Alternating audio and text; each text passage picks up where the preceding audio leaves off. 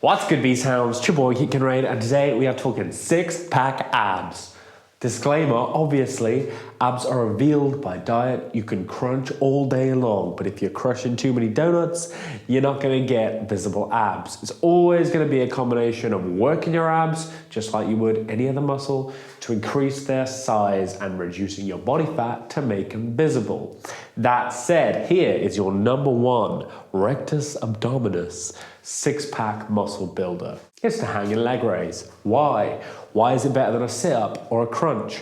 Well, your core is designed to hold you together all day long. Sat or stood, it's keeping you in good alignment, keeping your insides in, rotating, flexing, extending. It gets constant use, so it recovers fast.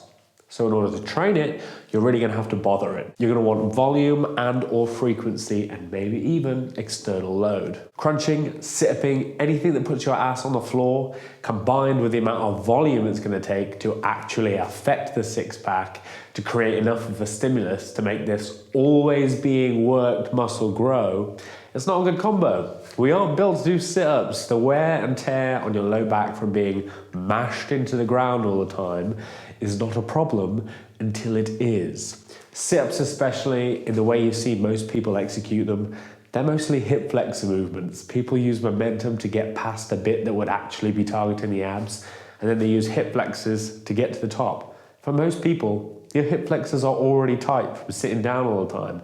You don't need to train your hip flexors like that, and it's not gonna help you get six-pack. Crunches, much better for hitting the abs. Less traction, but we can do better.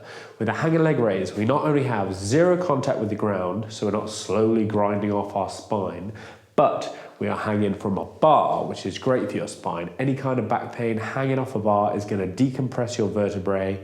Just hanging is a great exercise for dealing with any back pain or misalignment, but we're talking about the six-pack. So we have an exercise that minimizes the compression and wear typical with grounded movements.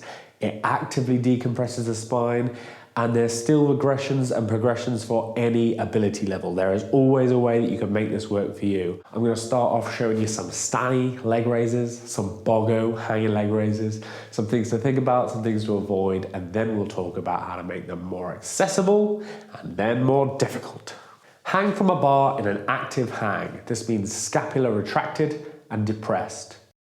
Tuck your hips under your body by engaging the abs and slightly bringing your pelvis closer to your ribs. This is going to flatten out your back. Any sag in your back means your abs aren't properly engaged, so sort it out. Keep your legs straight and pressed together. Point your toes to light up those lower abdominals, squeeze your glutes and quads. Contract your abs, bringing your legs at least parallel with the ground. Lower your legs under control until your feet are slightly in front of the body. We keep the feet in front of the body to maintain tension on the abs. Time and attention is key to growth, and if we relax the abs, we let the feet come behind the body, it's much more likely that we'll use momentum to swing the legs back up. If we don't let the feet reach the end of their swing, we force ourselves to stay under tension, and we make it almost impossible to use momentum because we're braking when gravity wants them to keep accelerating. As the abs are staying contracted, we can't sag into our low back at this point, which again is going to stop that swing and help train stability. Keep a proud chest, look forward and make sure you're starting the movement by contracting the abs, like you're curling your hips up to your rib cage. Often you see people fake the range of motion by pivoting at the shoulders. That's not what we want. Remember that you're stronger on the eccentric. There's a greater potential for growth there, so don't rush your negatives. If you really want to see change, you need to squeeze out every ounce of benefit from each rep. It's more important to be doing the rep than to have done the rep. Your body doesn't magically start producing gains because you hit 12 reps. It starts adapting to a sufficient stimulus. 5 perfect reps is always going to be a better stimulus than 12 crappy ones. Regressions. If you're not quite in the perfect leg raise phase yet, I would argue that you'll get there faster doing a perfect regression than a crappy leg raise.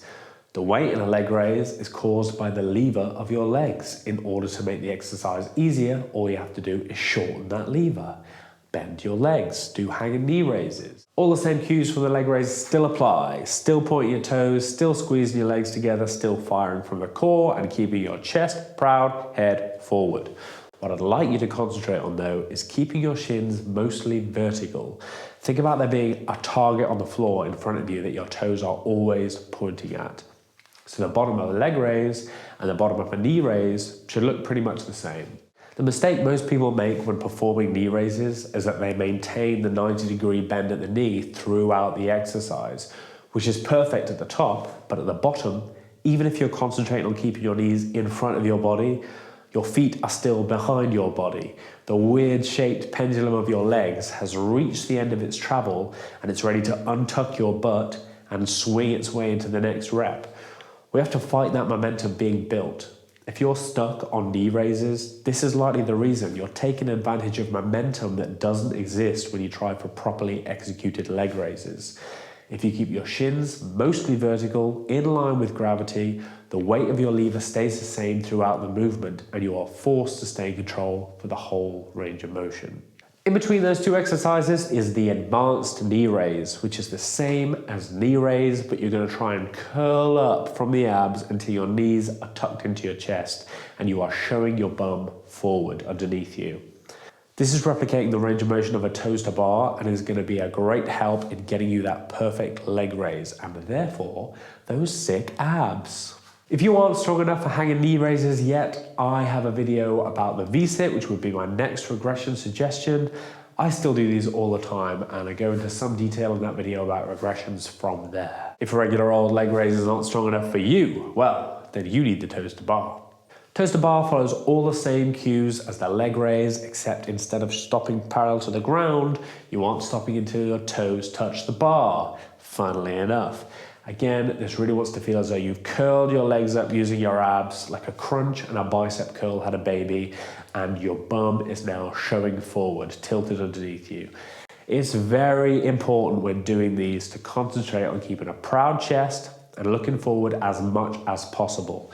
You often see people doing these and it's actually like a leg raise into a L-sit front lever pull, which there's nothing wrong with, but it's not the goal here and it's not going to tax your abs more than a leg raise.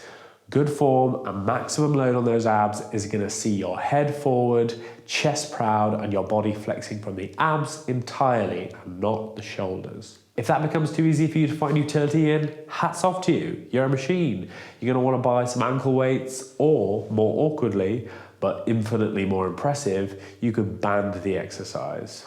So that's everything you need to know to build big, blocky, powerful, stabilising abs. Now, obviously, you're also going to need to be training your obliques, which are responsible for rotation, and your posterior chain, which will already be naturally weak from modern living. If you train up these big, powerful, tight abs and have a weak, stretched out posterior chain, you're heading for problems, and you're probably going to fold in half forward like a pretzel.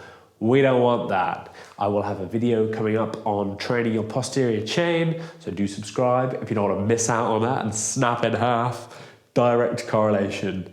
Subscribe, don't snap in half. Don't subscribe, snap in half. It's up to you. It's up to you. While you're training your abs, you'll probably also want to train some isometrics. The plank is actually useful, just not the way most people do it. I'm sure I'll put a video up on that soon. Otherwise, you're looking at hollow body hold and L-sits, which will both serve you well.